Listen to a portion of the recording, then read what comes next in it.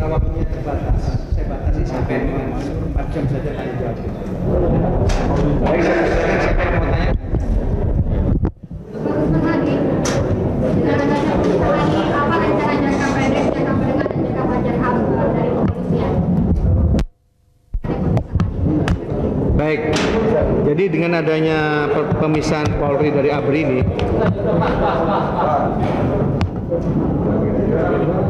oke, ya. Dalam waktu dekat ini mungkin nanti ada upacara, kita sedikit perubahan dari uniform kita atau ya yang akan kita pergunakan, yaitu kita akan menggunakan kembali pet. Nantinya setelah bulan Juli kita akan mengadakan beberapa perubahan-perubahan, baik itu mengenai bentuk atribut yang ada, dan kalau uniform masih belum ya, karena menyangkut masalah dana, sehingga itu nanti akan kita lakukan pada bulan Juli. Kemudian dalam waktu dekat ini pula kita akan melakukan perubahan-perubahan dalam sistem pendidikan. Sistem pendidikan yang akan datang ini kita sudah mulai dengan awal tahun ajaran 1999 sampai 2000 dengan menggunakan kurikulum pendidikan Polri. Untuk ini, kurikulum ini kita akan mencoba melaksanakan dengan mulai pendidikan dari Tamtama Polri, Bintara Polri, sampai dengan Perwira Polri, dengan sistem bertahap dan berlanjut. Jadi kurikulum yang kita harapkan di sini tentunya kurikulum yang langsung nantinya dengan suatu tujuan untuk mewujudkan Polri yang betul-betul dicintai dan disegani oleh masyarakat, dalam hal ini menuju kepada profesionalisme Polri sesuai dengan porsinya. Kemudian jangka panjang seperti tadi yang saudara tanyakan, mungkin dalam jangka 1 tahun 2 tahun ini sebagaimana yang disampaikan oleh Bapak Pangap, kemungkinan nanti sebagaimana status Polri, apakah nanti akan di bawah Presiden atau nanti di bawah Mendagri dan sebagainya, itu nanti kita akan melalui pengkajian. Di samping itu dalam waktu yang jangka sedang ini juga kita akan menggunakan perubahan-perubahan baik dalam struktur, kemudian di dalam undang-undangnya ya, dan beberapa masalah organisasinya dan sebagainya yang berkaitan masalah doktrin dan sebagainya, itu nanti akan kita adakan perubahan-perubahan yang disesuaikan dengan kemandirian Polri ini tadi. Ada pertanyaan lagi? Silakan. Anda nggak kebagian tadi ya? Kasihan juga itu.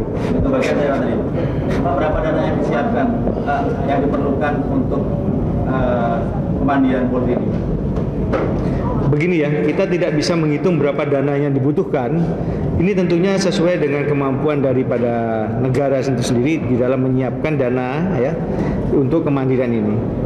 Memang beberapa dana sebagaimana paket tadi yang saya katakan ya, yang sebagaimana yang sudah itu kebanyak dana yang tersedot kepada pendidikan Polri karena waktu pendidikan yang terlalu panjang. Oleh karena itu masa pendidikan nanti yang akan datang akan kita sesuaikan, yang tadinya misalnya pendidikan Bintara Polri yang selama ini adalah 11 bulan, mungkin akan kita persingkat menjadi 6 bulan. Dengan mempersingkat beberapa waktu pendidikan ini tidak berarti bahwa kualitas akan dikurangi, tidak. Tetapi kualitas yang kita kendaki di sini adalah kualitas yang sesuai dengan porsi, yaitu menuju pada profesionalisme Polri sesuai dengan bidang tugasnya. Nah, sisa dari anggaran ini nanti bisa kita manfaatkan untuk apakah itu bisa menambah pendidikan ataukah bisa kita manfaatkan untuk pengadaan sarana prasarana Polri yang sampai sekarang ini dirasakan kurang. Waktu dekat ini performance apa perubahan seragam atau kepakatan pendidikan? Nah, sebagai informasi sajalah ya gitu nanti, bahwa mungkin Juli yang akan datang Juli 1 Juli Hari Bayangkara 1 Juli mendatang ini ya, kita hari ini kita tidak menggunakan mus lagi, tapi kita menggunakan pet ya. Terus kemudian juga kita mulai dari fluid ya, fluid Polri itu karena ini merupakan suatu alut Polri, alut perorangan Polri. Jadi setiap anggota Polri itu dengan alat sempritan itu sudah harus mereka masyarakat itu tahu bahwa itu adalah Polri ada di sana. Polri ada di tengah-tengah Anda. Kemudian mengenai pakaian kita juga belum bisa melakukan segera karena ini menyangkut masalah dana yang cukup besar. Mungkin masalah atribut, masalah mengenai atribut yang lain seperti pangkat. Mungkin kita adakan perubahan, kita sesuaikan dengan kepolisian yang bersifat universal ya. Istilah-istilahnya juga mungkin akan kita rubah, kita sesuaikan dengan sebutan-sebutan yang bersifat kepolisi secara universal. Kemudian juga mungkin atribut-atribut seperti tanda-tanda kemampuan ini akan kita ganti, kita buat semacam seperti polisi yang di luar negeri itu ada rencana itu ya, yang itu rencana itu merupakan mengartikan kewenangan yang diberikan kepada Polri. Ya. Jadi untuk pakaian hariannya mereka menggunakan rencana itu hanya pada waktu menggunakan hari-hari besar atau pakaian-pakaian kebesaran seperti PDU, ini atribut-atribut yang lain bisa dipergunakan.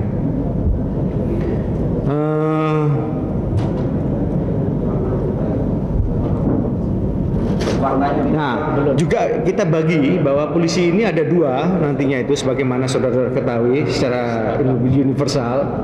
Ada yang dinamakan uniform police, ada yang dinamakan non-uniform police. Nah, yang non-uniform police tadi yang saya gambarkan dengan menggunakan atribut sehari-hari seperti itu.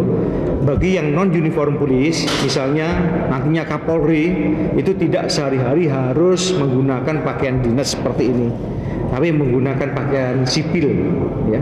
Sipil bisa menggunakan pakaian dinas waktu-waktu kalau memang ada acara-acara, atau kalau tidak ada acara menggunakan pakaian sipil SAFA ya, apa itu PSH, apakah itu PSL dengan tanda-tanda sedikit lah itu yang ada untuk menunjukkan tanda-tanda bahwa itu adalah anggota Polri. Jadi apa maksudnya dengan menggunakan uniform non-uniform ini? Maksudnya adalah supaya lebih mendekatkan diri kepada masyarakat dan menghilangkan kesan ya seolah-olah serem gitu ya, serem. Jadi kalau saya pakai begini kan Anda rasanya serem gitu kan. Jadi wartawan kan agak takut, tapi kalau saya pakai preman mungkin agak lebih rileks lagi barangkali begitu. Nah kira-kira begitulah. Warna pakaian seragamnya mungkin sementara masih kita pergunakan seragam ini, walaupun nanti jangka panjang mungkin ada pengkajian-pengkajian yang kita sesuaikan dengan situasi dan kondisi dana yang ada di negara kita ini. Ada rencana untuk memperbaiki rasio polisi dengan Kita rencanakan jangka panjang, kita akan mengejar ya semaksimal mungkin yang bisa kita harapkan, yaitu perbandingan polisi satu polisi dibanding dengan 1000, syukur kalau bisa kita kurang dari 1000 ya, karena ini kalau kita mengharapkan ya bertahap ya 1:1000, mudah-mudahan kita bisa berlanjut 1:700. Dan kita juga akan mengusulkan melalui undang-undang bahwasanya pensiun untuk bintara tamtama polisi itu tidak 48 tahun tapi 55 tahun, karena berdasarkan pengalaman yang di luar negeri bahwa polisi yang sudah makin tua itu makin matang gitu ya di dalam proses sebagai penyidik. Oleh karena itu dengan makin matangnya polisi dalam umur 48 sampai ke 55 yang dirasakan itu umur masih produktif, itu kita usulkan supaya mereka dipensiunkan nanti umur 55. Ini sedang dalam upaya pengusulan Polri supaya mencapai nanti Polri perbandingannya 1:1000 atau nanti 1:700. Karena sampai sekarang kalau kita lihat jumlah pendidikan Polri yang kita pendidikan pembentukan itu 1 tahun kita bisa membentuk Polri kurang lebih sekitar 8.000 sampai 9.000 personil Polri 1 tahun. Tapi yang pensiun juga perbandingannya cukup tinggi, itu sekitar sampai 2.000 sampai 3.000. Jadi kalau ini yang bintara tamtama itu sampai ya dengan perwiranya sampai 2.000. Oleh karena itu kalau ini misalnya disetujui, paling tidak itu kita bisa mengurangi jumlah pensiun Polri yang bintara tamtama tadi sekitar 1.500 sampai 2.000 lah kira-kira gitu yang bisa kita pertahankan, sehingga nanti mudah-mudahan dengan adanya perpanjangan masa pensiun itu jumlah Polri makin lama makin bisa ditambah. Karena terus terang saja dengan negara kepulauan kita yang 17.000 pulau dengan luas daerah yang sedemikian luas, jumlah Polri 187.000 yang saat sekarang ini ada itu kurang mencukupi. Dan lagi masalahnya dari jumlah 187.000 itu belum tentu keseluruhannya bertugas di lapangan. Mungkin yang bertugas di lapangan kurang lebih sekitar 50%. Dan juga kita mengusulkan supaya sipil Polri, ya, pegawai sipil Polri itu juga ditambah. Paling tidak kekuatan sipil Polri itu sekitar 30% dari kekuatan Polri. Kita mengharapkan adanya beberapa jabatan-jabatan tertentu yang tidak perlu dijabat oleh Polri, bisa dijabat oleh sipil Polri, itu kita serahkan kepada sipil Polri. Ini yang kita mengusulkan kepada supaya kita bisa mengejar jumlah yang tadi yang kita kehendaki. Bapak, bagaimana dengan anggaran Polri? Bagaimana itu akan dilaksanakan? Nah itu tadi, dengan anggaran yang tersedia kita memanfaatkan anggaran yang ada itu semaksimal mungkin. Yang tadinya tersedot dengan waktu pendidikan yang 11 bulan, sisa pendidikan ini bisa kita manfaatkan dengan pengadaan fasilitas, pengadaan untuk mengadakan biaya-biaya untuk penyidikan dan sebagainya, kita atasi. Dan mudah-mudahan lagi anggaran untuk Polri ini bisa lebih ditambah lagi, itu kita lebih senang lagi. Ya ini tentunya kita itu tingkat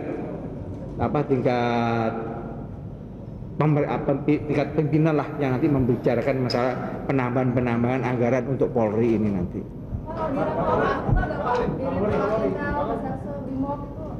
Organisasi maksudnya. Mengenai organisasi saya kira tidak ada perubahan. Organisasi secara keseluruhan ya, misalnya fungsi organisasi dalam bentuk fungsi itu mungkin tidak ada perubahan, tetapi dalam organisasi secara keseluruhan kita akan mengusulkan bahwa organisasi Polri yang ada sekarang ini perlu mungkin ada perubahan-perubahan.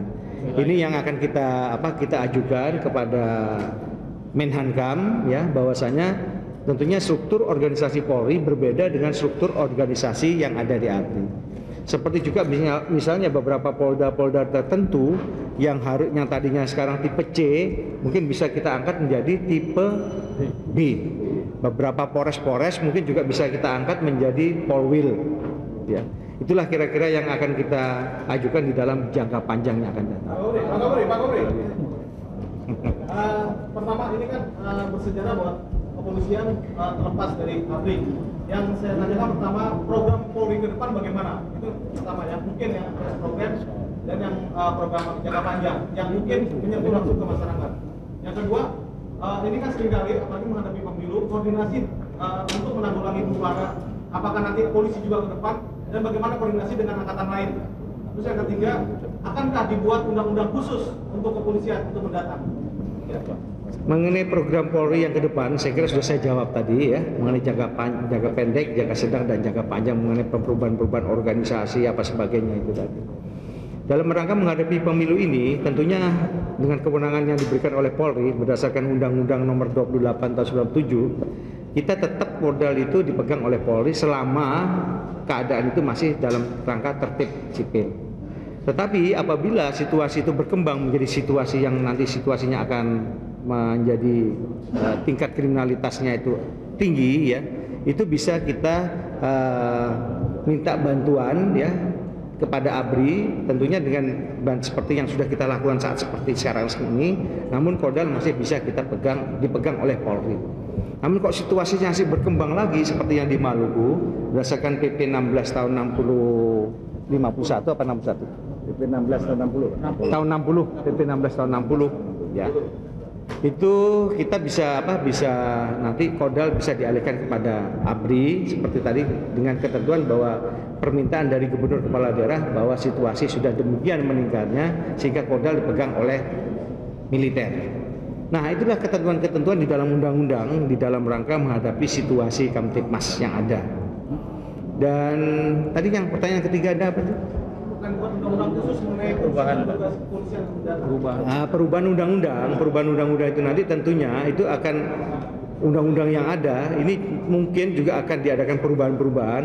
Dengan apakah sifat perubahan itu apakah bersifat amandemen, apakah bersifat keseluruhan daripada undang-undang, nanti kita serahkan kepada legislatif.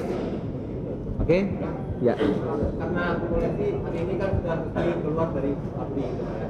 Berarti hukum yang mengikat anggota polisi sudah sipil selama undang-undang tidak bisa lagi dilakukan untuk tindakan militer.